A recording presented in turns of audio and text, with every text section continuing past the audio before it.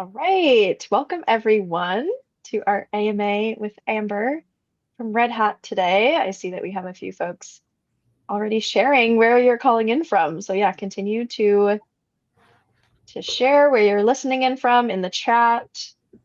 I am located about an hour north of Toronto in Canada. So if we have any fellow Canadians, would love to see that. Um, awesome. We'll get started here in just a minute or so as more folks continue to come on in.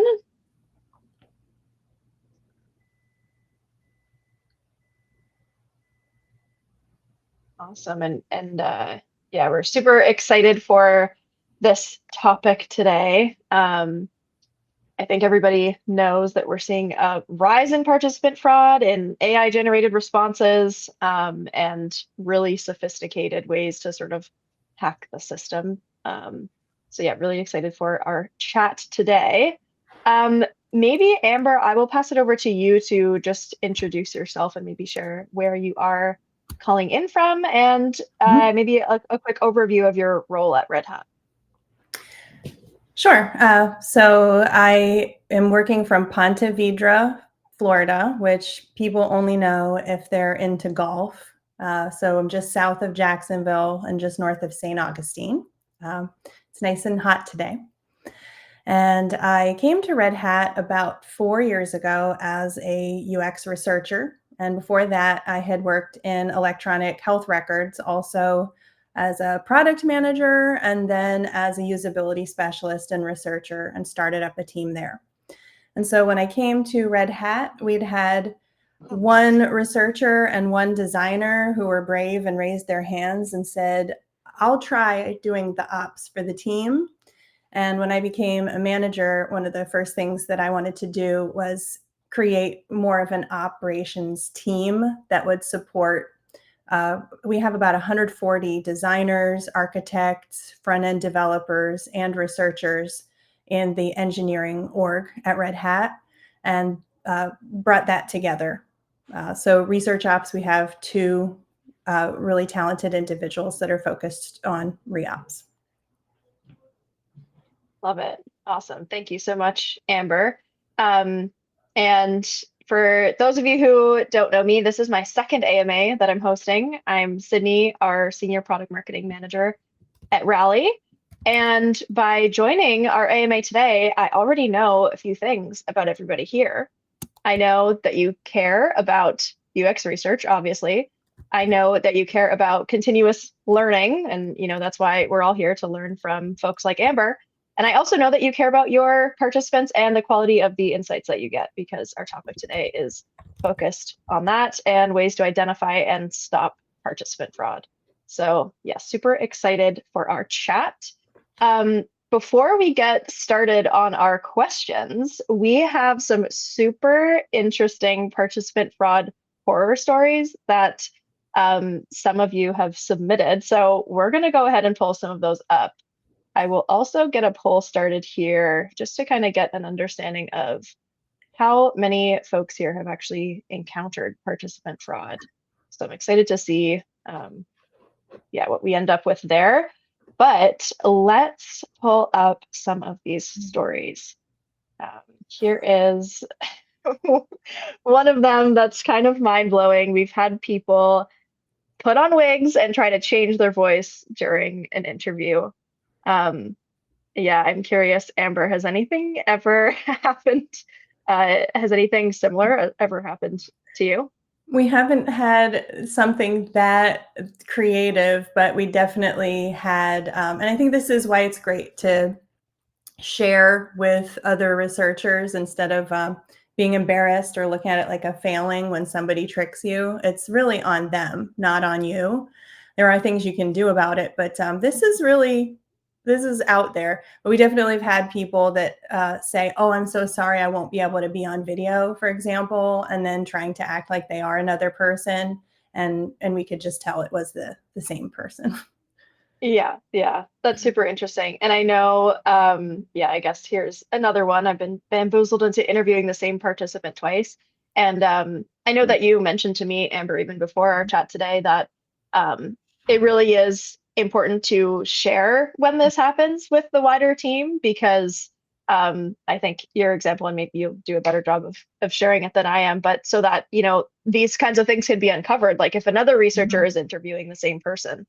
Right. So yeah, I definitely agree that it's important to share because then, yeah, that's how we can continue to put processes in place to identify when things like this happen. Because in my case, I was doing a meta study with another researcher, and we were doing deep interviews with 18 people, and we found out that we both interviewed the same person, and they knew that, and we shared that back with the team, and it turned out another researcher doing a different study had just interviewed the same person, so they were triple dipping.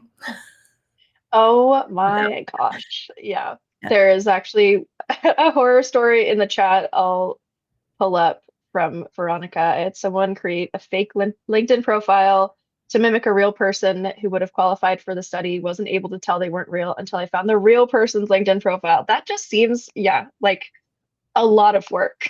Um, but thank you for sharing this, Veronica. If anyone else has any horror stories, please feel free to drop them in the chat. It's just so interesting to see, yeah, the lengths that people will go to.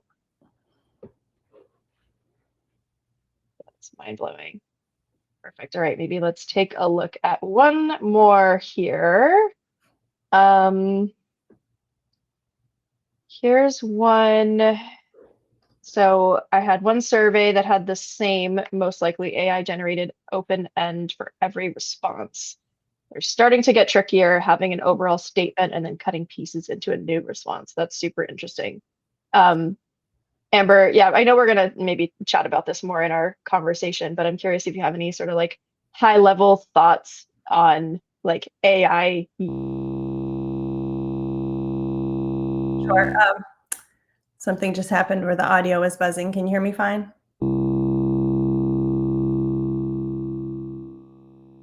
Am I the only one experiencing the buzzing? Okay. I'll ignore it. Yeah, so we've actually talked a lot about this as a research group, and sometimes it's really clear that in the free write responses that AI was used. Okay, that's good to know. Okay, at least it's not me. I was a little nervous, but I didn't think I was that nervous. So you can right now kind of tell that AI was used for free written responses, especially. We rolled around the idea of using AI to detect AI, but in doing a little research, it seems like AI is actually not that great at detecting itself when you feed it back. And sometimes it creates either false positives or false negatives. So it's not reliable.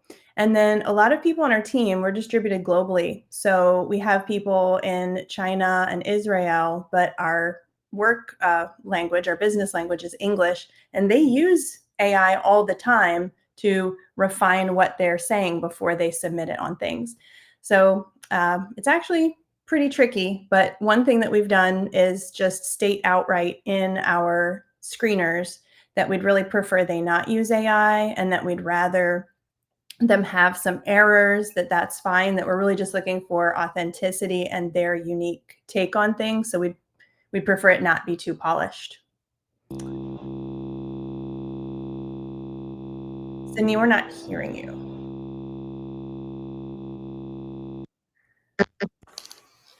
How's that? Yes, it must have been the headphones. Okay, Yes.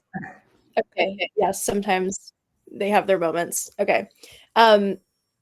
Yeah, I think it's really interesting trying to figure out what that balance looks like of making sure participants are like feeling comfortable using the tools that they are familiar with, like AI and ChatGPT, but also calling out that you want that authenticity. And it's okay Mhm. for, open-ended questions can just be like a brain dump. It doesn't have to be polished. Mhm. Yeah, I think that's a really good point, which we will get into during our questions. So let me get rid of these and let's get into it. So yeah, we've shared some participant horror stories, and I think, yeah, a lot of folks have had experience with that. Actually, let me pull up this beautiful poll. So majority of folks have experienced participant fraud more than once, but looks like at least once, whether it's on a team level, already have processes. So super interesting to see this. Amber, I'm wondering if you can share, why is authenticity such a critical topic in research right now? Sure, happy to. And I'd love in the chat if other people, you guys probably all work in some area of research, and you probably already know why it's so important. If we are engaging with human participants, it's because we're probably looking for a variety. We're looking for the spectrum of potential feelings or actions. We're looking for rich context, not the averaged down response that you'll probably get from AI. And we know that AI can have bias based on what's fed into it. And so it can actually amplify bias if we're reporting averages of averages from something aggregate like that in our research. We're not just out to gather data. You can do that passively, and you can do that with computers, but we want individual human reactions to things, which cannot be replicated. And most of you know that the most compelling evidence that you can sometimes put in front of stakeholders is those quotes or those visceral reactions on video or on audio. And so if you are presenting things that are false, then you're losing credibility. And that also means that then we try to bring stakeholders along for live sessions as much as possible. We have a whole calendar of live stream sessions that we welcome people to attend. And we certainly don't want them to think that, well, that's a waste of time. And so if even once that happens, then it starts to introduce that doubt. And then most of you know too, because when I was talking to my husband, he is a data guy. He's a more analysis type guy that writes reports. And he said, what's the real difference? Because you can use synthetic data from AI and it could probably give you a wide range of responses. But there really is a difference between carefully hydrated synthetic data that you're using to play around with. Maybe you've built it based on your knowledge of personas, and maybe you could use it for some things, but just fabricated data is polluted information and it's not trustworthy. So I'm curious if anybody else had other ideas. Yeah. Surveys, for sure. Yeah. I think we're going to get into that in one of the other questions that we had an experience with that. Yeah, totally. That's super interesting that you bring up synthetic data, because I almost think, and what I've heard from chatting with a lot of folks in the industry, is like synthetic data isn't necessarily it's not a replacement for real users. It kind of has it's like time and place where it could be really helpful, but it, at least in my opinion, shouldn't be viewed as, a replacement for real users. Because I think, to your point, Amber, of having those individual human reactions are obviously very important. Quotes, like real quotes from real people, are so important. And I also think there's so many downstream effects of that that can ideally like impact company strategy or product strategy. That all starts with sort of those real users. Yeah, it's important to sort of introduce the notion to your stakeholders of the need for triangulation, for seeing the same thing from as many angles as possible. So for a quantitative perspective, that synthetic data is interesting that Lisa in the chat mentioned that their CMO loves synthetic audiences. And that's really a neat capability that we're tinkering with as well for certain types of decisions, or for a different way of looking at it. But when you've decided that it's worth asking people, then it's because you need usually qualitative information, or you want to uncover what you don't already know. So AI can't possibly know what isn't known yet.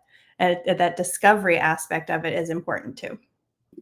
That is such a good call out. Yeah, and something to be really mindful of, I think, when you sort of decide what strategies to use, or when, for what specific decisions need to be made, and when it would be a good idea to use synthetic data versus not. I see Suzanne in the chat is asking if we can ask everyone how you all use synthetic data. So yeah, that would be really important, or really interesting to see or to hear. If anyone has any good examples there, to throw them in the chat and we can pull them up on the screen. And in the meantime, Amber, I would love to hear some of your own horror stories, just to give some more examples of what we're talking about. Yep. So I mentioned briefly the one that someone was, they actually created separate profiles. They submitted with a different name, a different location, a slightly different job title, and qualified for an interview study. And they came on camera, and the second one they didn't.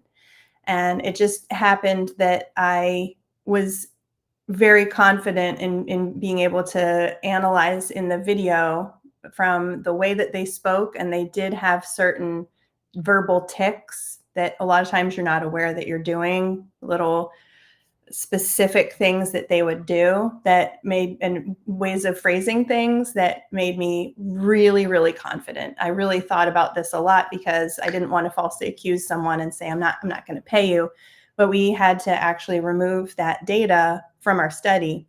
And so that meant we'd wasted an hour on each interview and then several hours coding them independently, because we were doing that purposefully, coding separately to then compare, and had to ditch both of those.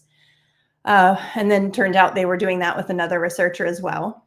So that one just led us to being very firm and prepared when someone said, "Oh, I can't be on camera." Well, we already asked in the screener that you say you have steady internet and that you're prepared to be on camera. So sorry if you're not available right now, we could reschedule, but we need that.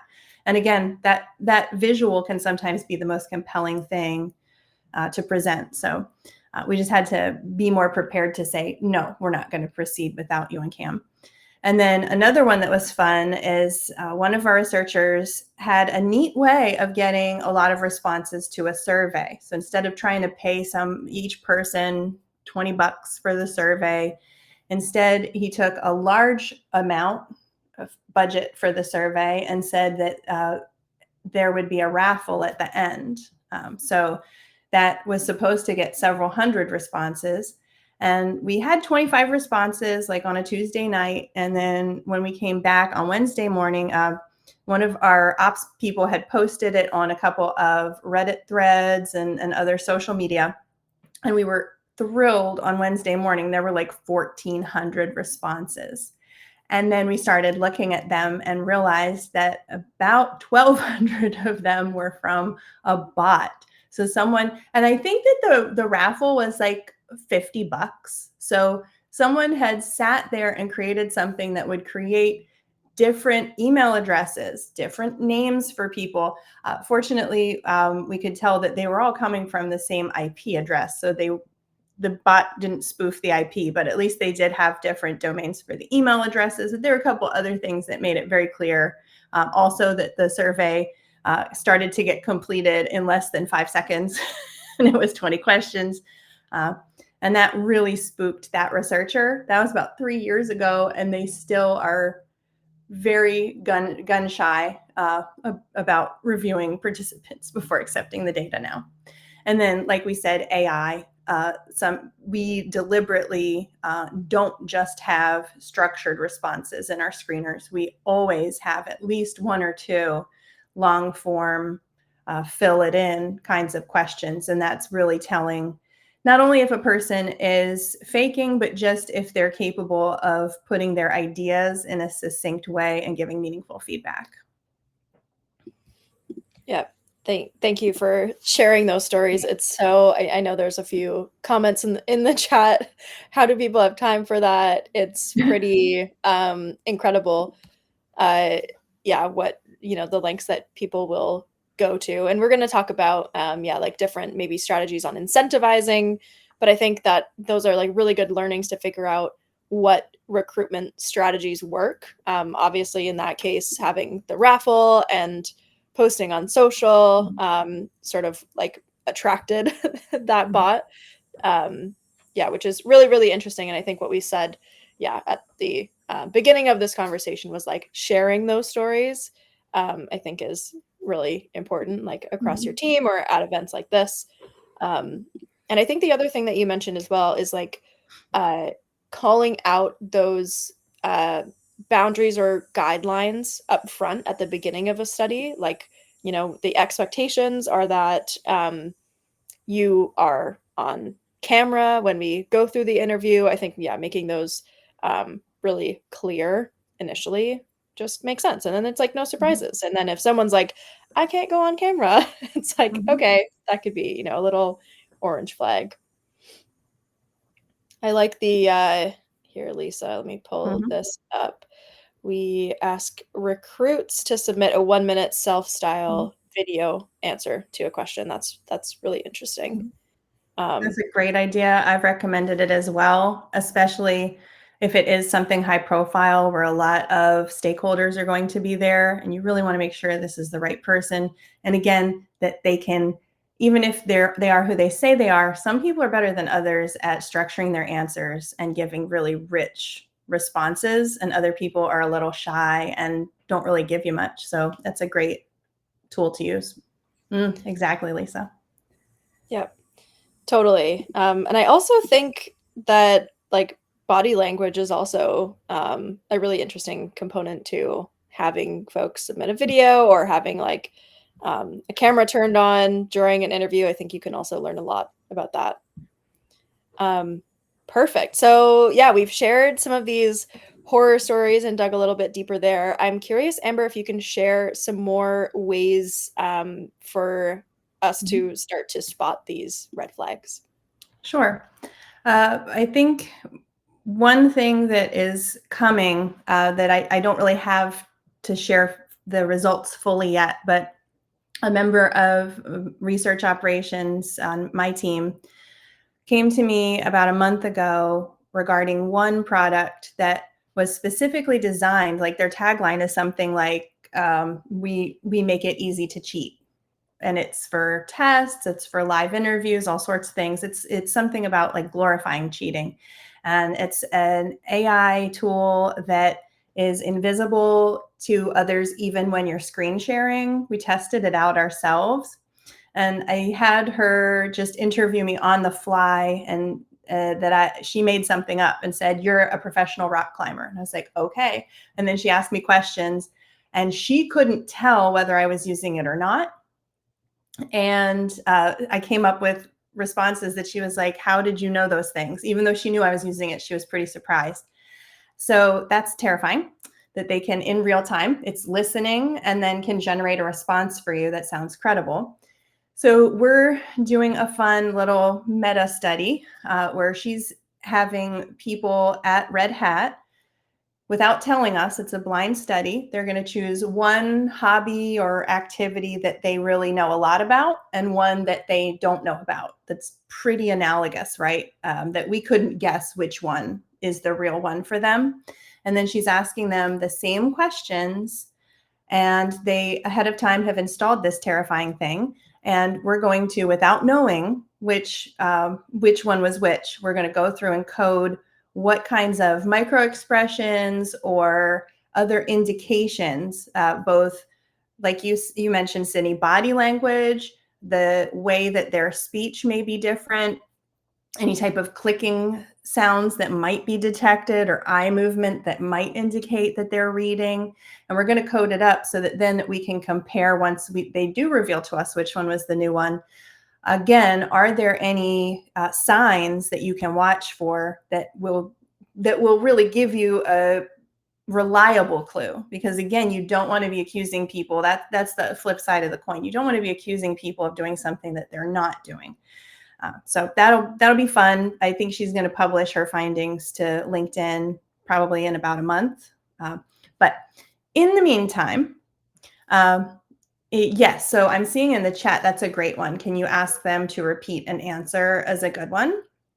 So especially when you get those rich written responses like in a screener, you could say something like, we were really interested in what you told us about ...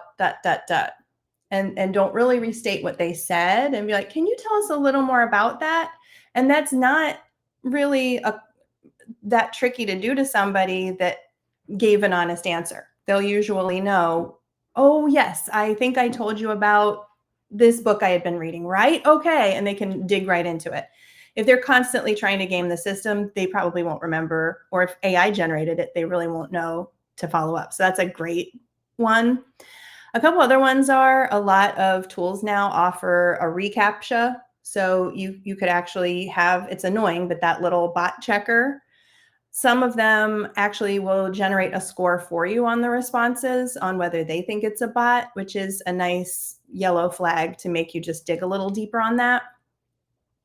IP addresses, someone mentioned in the chat, not as useful now, but some people are lazy. And so if you are getting submissions from the same IP multiple times, it can be a clue. Let me think. Let's see. Really generic looking emails can sometimes actually be a clue, like that look like they were munged to, you'll just get a feel for it. Or ones that start to look very similar, like they were created from some kind of pattern. We've seen that.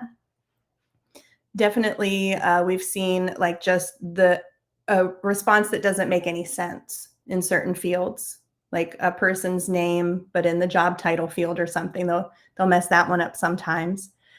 And then obviously in moderated studies, they can be a little fishy. So if they're wearing a wig or they're refusing to be on video, that's definitely a clue. And again, sharing, like maybe now we share in our codex an image of the person that participated within a study, just in the PII folder. That helps too, like a quick clip, like to go with the name. And then obviously we purge that after the study closes, but it does help as a reference. Let me see what other people are saying though. Yeah, there's a lot of really great ideas in the chat. I think just as you're kind of chatting through these, it's interesting because I think, yeah, by sharing these stories and talking about this, we can kind of learn about what are some of those red flags to pay attention to. But I think at the same time, we have to sort of find a balance between approaching it and, you know, having empathy for our participants and maybe giving folks the benefit of the doubt, but also having those sort of red flags in the back of our mind. Because yeah, just as you're sort of listing off those examples, it's like wearing a wig could be a red flag, but it could also not be. Or even having the same IP address. I think another example that you shared was like, you could have folks in the same office building submit the same survey, right? So it's like, I think a little bit of it is maybe intuition. Yes. I don't know. I agree. Even in the types of responses. So again, it could be personality, but we know that for now, AI generally tries to be really agreeable.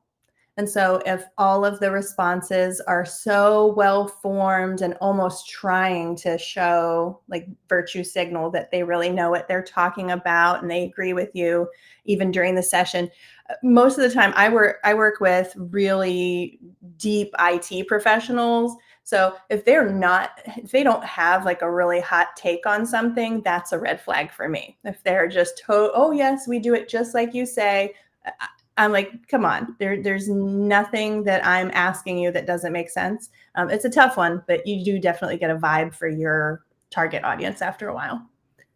Yeah, totally. I think that's a really good call out, is sort of that like over positivity that a lot of like AI tools have at the moment, and that could change. But I'll be very curious to see what the results will be of that study that your colleague is running, because I think, yeah, that could sort of, you know, once we see those results, that can be, I think, a really good resource for us to have and to refer back to and to adapt as we learn more about how AI is being used. Perfect.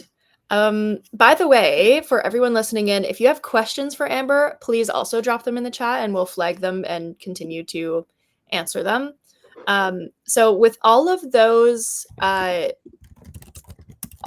red flags that you mentioned, Amber, I'm curious if we don't spot them, if we let those responses come through that maybe aren't as reliable as we hope, what is at stake, or what are the repercussions for that research? Yeah, and I feel like this kind of connects to the first question about what's the risk of having people falsify information in general. So I think that the main thing, there are two sides to it. If they really are untrustworthy, then you lose credibility with the people that you're sharing the information with, and it's just not reliable intel. But then the other side of it is if we're overly vigilant about this and maybe too strong about it, then we could be losing good faith with really sincere participants or even customers that are really trying to help if we wrongly accuse them. I actually, to keep strong in the game, I'm actually on a couple of research panels. I don't lie about what I do or anything, right? It's just sometimes, they have surveys about yard tools or something, and I garden a lot. So I don't get to participate a ton, but I have applied and participated for a few. And once I got accused of actually lying on the screener. And I knew that the screener was ambiguous when I took it. So I did my best, but probably didn't quite meet their criteria because they'd phrased things in such a weird way. That made me angry. I'm still angry, but that really made me upset for like 3 months. That I really had done my best, and then they didn't do a great job of creating the structure, and I got through, and I even apologized and said, I don't think I'm the right person for this, actually. So those are the two biggest risks. Yeah, that's super interesting. And I think when you're talking about potentially losing credibility by letting those untrustworthy answers slip through, I think that also could, I don't want to scare anyone, but could impact the reputation of research internally as well if it happens, multiple times, and sort of like trusting the insights that research is uncovering, which obviously we don't want that either. So I think, yeah, paying attention to this is really important. And we kind of chatted about this, but I'm curious if you have any additional thoughts of how can we balance, like you were saying, not being overly cautious, but also just sort of protecting the quality of research. Mm-hmm. I think it's just, it is unique to your audience. Again, maybe some people you're comfortable with them using AI to construct their thoughts, and maybe you're not. So I guess the balance is really taking a look and considering what might be going on. Did they use AI, but to correct their grammar? If you're on the fence when you get a screener back, instead of deciding that, oh, that's a bot, what we've started doing now, if they really were, there's no like definite evidence that they're a bot, but we're not sure. Sometimes we reach out to the person for a couple of follow-up questions or schedule a tech check call before scheduling them for the study. Or somebody had that great idea of, oh, great, submit, just for the final round, submit a 1-minute video with this question. And those are ways to just test out your spidey senses rather than be too reactive. Yeah, totally. I think those are really great call outs. I see that there are a few different ideas happening in the chat, which I know that we're going to chat about sort of some more best practices for spotting this. But let me pull up a question. So maybe what we could do is start with this question here. How are firms like user testing that are responsible for managing panels dealing with this issue? I know, Amber, you have some ideas that maybe you could share about specific tools in the research space that maybe have some interesting guardrails in place to catch this. Yeah. And so I'm not a person that endorses or is necessarily affiliated with any of these tools, but I've used a ton of them and also been a participant on some of them. So user testing, the most recent knowledge that I have there is that after a session, the researcher can rate the participant, and that rating is averaged. I think that it stays for the last maybe 15 sessions that the person did or something. So if there was that accidental, they were a lousy, it'll come out eventually if they're doing really well. If they get below a certain threshold, if they get a certain number of really bad ratings, they'll actually be taken out of the panel. And if they are like a 1 and you say, and this is with other vendors as well, if you can show that this person really tried to game the system, then you won't be paying that participant.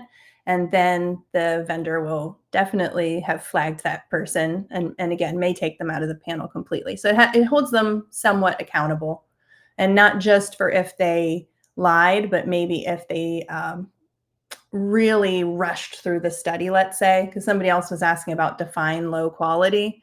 If they really didn't read the instructions or skipped ahead or just answered questions yes, no, and clearly wanted a rich response, that's another option that some of those vendors offer that's helpful.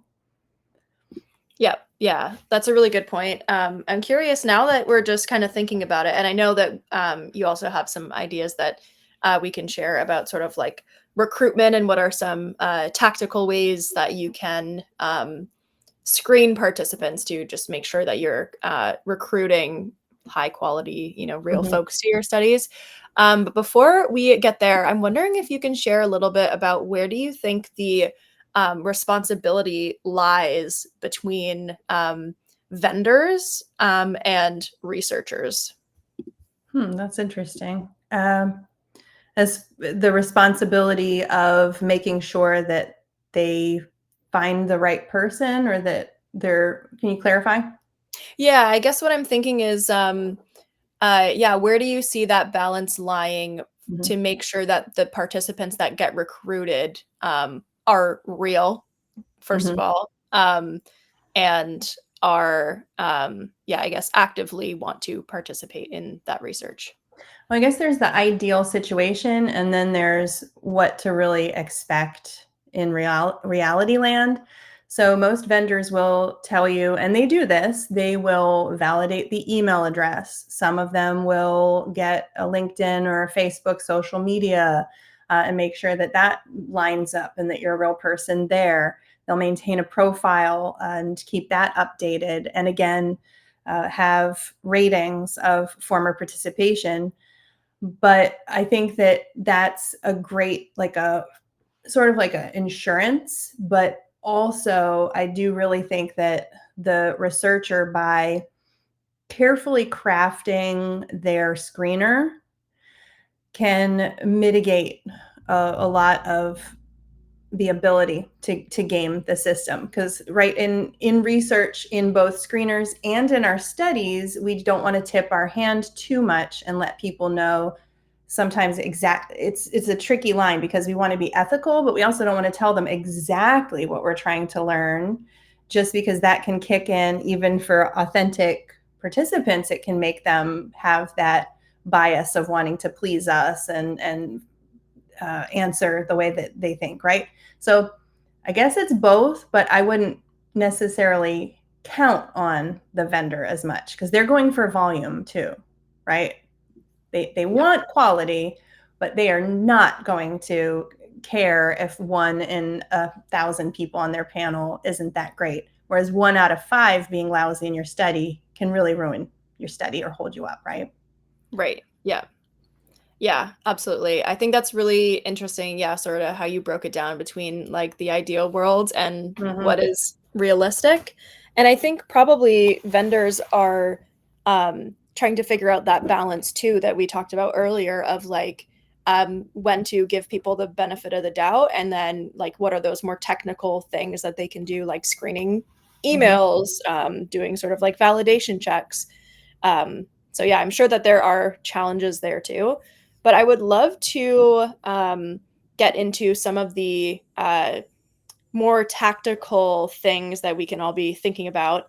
And I know one of those things is designing screeners that make it harder to cheat. So I'm curious if you could share maybe some of your favorite strategies for designing those.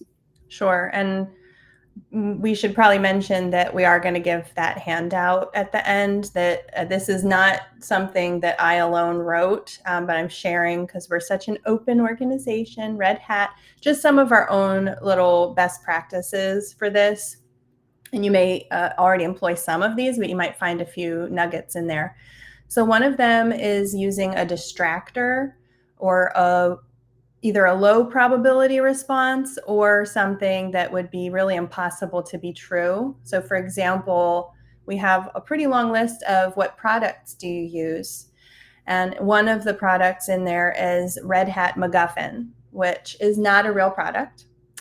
And if anybody knows Hitchcock films, and MacGuffin is from that. So it's something that isn't really important, right? Anyway, you can Google it. And that's a thing to do too, by the way. When you think you're making up a product or a thing, Google it, because it actually may be a real name for a thing. I've done that before by accident. And so if this person is just trying to get through, they might select all of them, or if they select that thing, either they're a liar or they're very inattentive, right? And probably not very reliable. Another thing we talked about this is really ask for honesty up front. We have one of our phrases is we want to hear from a variety of people with different expertise and technical backgrounds. So we need your honest answers. And sometimes asking someone ahead of time to agree to provide their honest answers. Some studies have shown in some areas, not specifically in UX research, but in other areas like taxes and self-reporting, asking that at the beginning makes them more likely to say true things than if you ask at the very end, I attest that what I said was true, because they've already lied now, right? If you ask it before, it can sometimes put that little guilt on them if they're not like a professional cheater, right? You can also randomize the screener questions so that maybe the bot has a little bit of a harder time brute forcing through it, because it's almost like cracking a code, right? Like, oh, it didn't like this answer, so now let me try this. And if they're randomized, it's harder. And again, you might start seeing the responses being in the wrong fields, at least for the free typed answers, which again, always include at least one open-ended question in your screener. Again, just to see the quality of what they're responding, how much mental energy are they willing to put into this and give you. So if you're screening for 5 participants for a longer survey or a moderated test, and you want to make sure they meet specific criteria, for the really important stuff, instead of making it multiple choice, ask them to write in their responses. And that does mean, yes, you're going to have to manually review that, but it's much less likely that they're going to magically choose that product that they use that you want to hear about, right? And then that'll do 2 things too. So it makes it harder to come up with the right answer. And again, you can see how much flavor they give in their response, or do they just write in one word? Another trick, and I used this when I was working with Microsoft. It was really obvious sometimes, like, which browser do you use? And there were only like 3 or 4 big browsers at the time.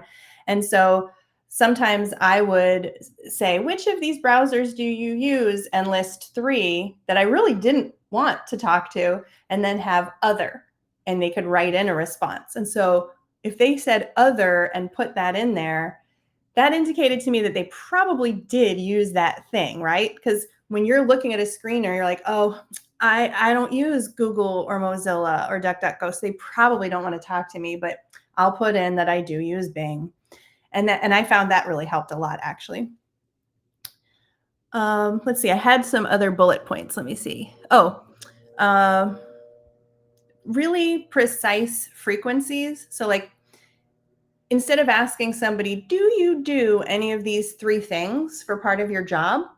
You can ask more like, how frequently do you do these things? Like a little matrix. And we'll find that if somebody's really trying to get through, suddenly they'll do all these tasks every day that really, that would be like you'd have to have 50 hours in your day probably. It just doesn't add up. So that's another one to try. somebody in the chat mentioned you can repeat a question later. So if they can't go back, and it'll just look like you made an error, right? But if you ask it at the beginning and then you ask it again later and the answer is different, that's a clue.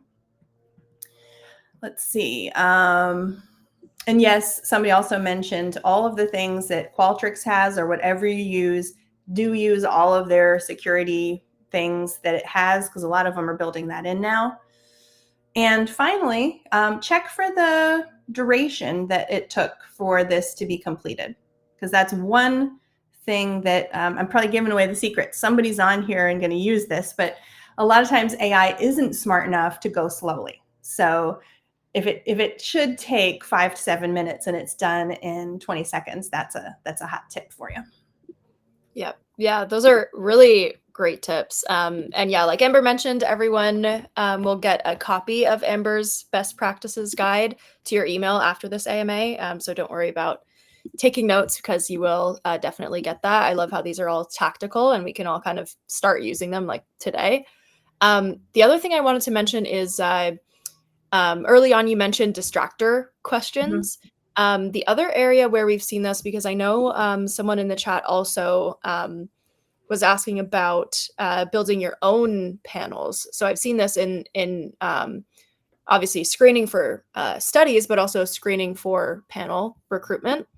So that is something interesting too. I think these are all applicable to panel building as well for your own users. But yeah, really love these tips for randomizing questions, including open-ended questions, having that other option. I think that's really clever. There was also a question in here that Flo added, I guess not a question, but more of a comment. Another hard balance issue is making the screener short enough that they don't get survey fatigue and strong enough to get those qualified and are authentic participants. Amber, do you have any thoughts or ideas around what would be like the ideal, if there is an ideal survey length or sort of, any tips for this one? This is so tricky, because we've actually had people come back to us like a month later and say, you didn't pay me for the study. And it was the screener. And it was just so long that they thought they were doing the study. So you don't need a screener to be more than 5 to 7 minutes. That's still pretty steep that's like, if you're going to be doing, again, sitting and interviewing with a person, they don't want to invest that kind of time, or they're not going to apply again with you anyway. If you're using a vendor, same thing. They'll probably give up a certain amount of way through. So yeah, Qualtrics and some other tools will tell you about how long something will take and give you a score on the complexity. It just depends. I'm comfortable with having it involve a little more work, because that shows me that it's a person that'll probably take the study and show up. But yeah, it's double-edged. And that reminds me of one of the biggest things that I did not mention is consider not ending. You know how like you can have the logic set up where the minute they answer the wrong thing, you say, okay, thanks. That is essentially telling a bot wrong answer, right? So if you just let it get all the way through anyway, which means you're wasting humans' time, but then they don't know which ones were right or wrong. It's not giving them that feedback. And one more benefit of that is you still get that information about those people. And we always ask, can we get your email address and contact you for future studies? So all that information is still very helpful for the profile. And then we can reach out to them for something that is more suited. Yeah, absolutely. I think that's super interesting, and yeah, such a big call out. I think a lot of us can kind of take that away. The other thing I wanted to chat through, I know we have about 10 minutes left, is incentivizing, because I think that's also such a huge part of sort of, you build your screener, go through the survey or interview or whatever it might be. And then, yeah, I'm curious, what have you found effective for encouraging that authentic participation, maybe beyond just offering money or figuring out, how to incentivize real humans when they're part of a study? I'm really glad to see, I'll call out my colleague, Flo, who has commented, she actually did her, I think it was her master's thesis on what motivates people to participate in studies. So I actually did ping her and definitely consider what she thought about this. One thing is we do compensate people for their time is how we phrase it. But one thing to consider is instead of paying like 100 participants $20 for each response, and then a lot of times if you're trying to talk to like an IT decision maker, they probably make $100 an hour. So they're not necessarily that motivated by that $20. We found that sometimes it's more effective to say that once we reach the quota for our study, we're going to donate $2,000, and here are 5 charities, and you can vote for it at the very end of the survey. So it motivates them to complete it, and it motivates them, hey, share this with your colleagues who might, right?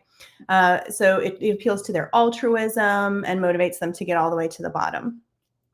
Then it's important to get back with them and say, hey, thank you so much, and we donated this to this charity. It's the one that won. You can also sometimes for our customers or when we really want to talk to people that are a little brand loyal, we can offer red hat swag or some kind of status. And that appeals to people a lot more. Again, only for certain types of studies, right? But that is a great opportunity to not be putting something out there that people want to cheat to get. And let's see. Oh, another thing is sometimes just closing the loop and coming back and telling people later, hey, this was the overall what we got from your feedback and what we're going to do with it. People are a lot of times motivated because they want to make a difference. They either care about the field or the product. And so appealing to that instead of offering money when possible is a really great idea. In healthcare, where I was before, I could not offer any type of incentive or exchange of value at all. So I had to lean very heavily on that. I was like, do you hate things about our software? Well, this is your chance. So consider those as alternate ways to incentivize too. Yeah. And those yes, are super- Veronica, lotteries can incentivize fraudsters sometimes. So again, this was more for a charitable donation. That works better than winning a prize. Sorry. Yeah, no, totally. Lotteries or raffles. Yeah, I think that's super interesting and creative, though. The donations, red hat swag. I would cheat for red hat swag. Just kidding. And then the other thing that I've also seen is badges. So I know that we have, I've seen a few sort of like participant forums or communities where participants can be part of a study, and then the more they contribute, they can acquire different badges. So it's kind of gamifying that experience, which is also fun and creative. And I also really liked what you shared about asking folks to share this with their colleagues. That also can get potentially like more participants involved in the study, which is great. But I think like you mentioned in sort of like healthcare, or also I used to work in legal tech. So any of those sort of like more highly regulated industries, it can be a little bit trickier to figure out how to compensate people for their time. But I think these are really great ideas. I also saw a question in here, and maybe we can kind of talk about this from the incentivizing lens as well, is doing B2B research. So curious, Amber, if you've across your experience, if you've ever experienced participant fraud in B2B, maybe does it happen less often? And then if there are any tips that you have for compensating folks in B2B, if there are sort of any differences there. I'm curious what Helen's mental model of B2B is it's different for research, because actually both industries that I was in were not direct to consumer. They were B2B. Now I was typically looking for end users or people who made the purchasing decision, which I distinguish like customer versus user. but I've seen both. In both cases, people try to be tricky, actually. So I have it apply. Maybe you're lucky and you're in an industry where it doesn't, and maybe some people in notes could in the chat could say more. But I haven't. I think it does come up. Yeah, super interesting. And then, do you have any? And yeah, I mean, so in our world, at Rally, we definitely notice this as well, as some of our customers are, of course, B2B. And so yeah, I think that's when it gets to like building your own panel of users and figuring out ways to screen those participants so that you can make sure who is in your panel, making sure that they actually are, have opted in and want to be part of research, and having those using those sort of screener tactics to make sure that you're recruiting the right people. Perfect. All right. Yeah, Veronica says when recruiting from your own customers, you don't see fraud. So yeah, I did not see it so much in healthcare because it was my own customers. Now that we want to see what we call target users, right, who are maybe using a competitor, that's a lot harder. And so that's why building your own panel eventually really becomes what's more scalable, and having your own rating system so you can flag people either as these are great or these are repeat no-shows or this person was a bad actor in some way. Yeah. Super interesting. All right, we have about 4 or 5 minutes left with Amber, which the time just flew by. So if anyone has any more questions, please drop them in the chat. We'll try to get through as much as we can in the next few minutes here. There was a little bit of a discussion around time, and Maria's asking, how much time should a researcher spend to set up all these anti-fraud measures as part of the research preparation? Amber, curious if you have any thoughts on that.